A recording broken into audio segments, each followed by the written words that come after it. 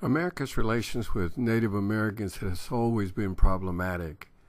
The need for more land, the Indians had been pushed back, even though their ownership was accepted.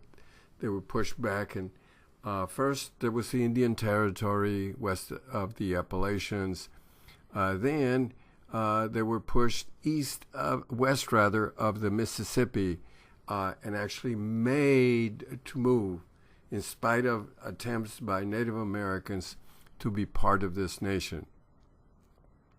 It wasn't enough to push them west of the Mississippi. Then their source of food and clothing and everything was destroyed with the Buffalo Hunt, and the U.S. Army then, involving several massacres, pushed them into reservations.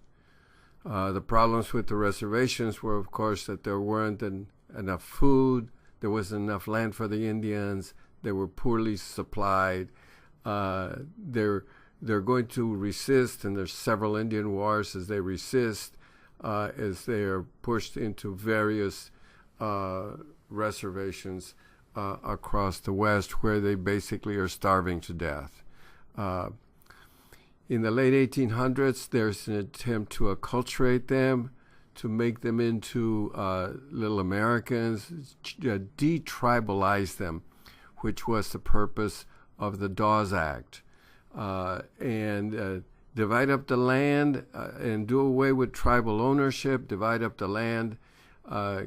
They were given land in return for and it was a symbolic ceremony where they were given this land. In effect, it was a new way to take land away from the Indians.